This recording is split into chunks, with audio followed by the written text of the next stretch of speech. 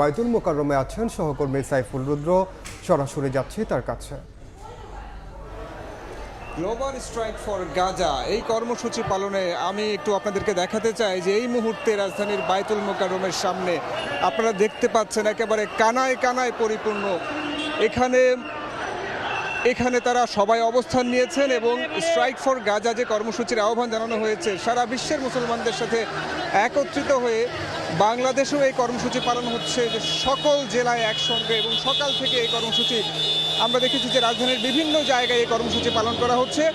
এখন এই মুহূর্তে আপনাদেরকে বাইতুল মোকাররমের সামনের যে চিত্রটি আমরা দেখাচ্ছি, তারাও এখানে সকাল থেকে অবস্থান নিয়েছিলেন।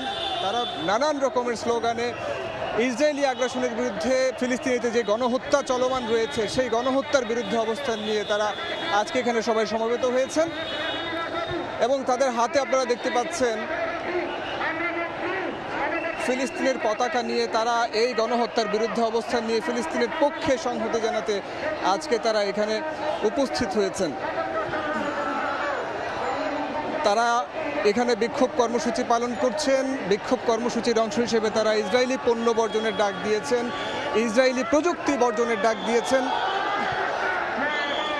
যে গণহত্যা চালাচ্ছে ইসরায়েলি প্রশাসন, এমনকি যুদ্ধবিরতির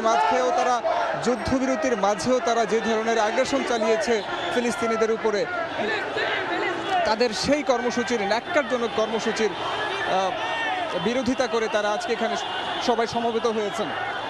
বাংলাদেশ সরকার যেন আমাদেরকে ফিলিস্তিনি দেওয়ার সুযোগ করে দেয়, আমরা এটাই চাই। তারা সবাই দাবি জানাচ্ছেন যেন ইসরায়েলের বিরুদ্ধে সারা বিশ্বের মানুষ যেন একত্রিত হয়ে প্রতিবাদ জানায়। এই মুহূর্তে একটি মিছিল এখান থেকে বের হয়েছে।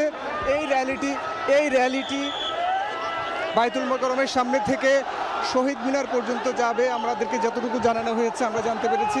স্ট্রাইক ফর গাজা কর্মসূচির বাইতুল মোকাররম থেকে জানাচ্ছিলেন সহকর্মী সাইফুল রুদ্র।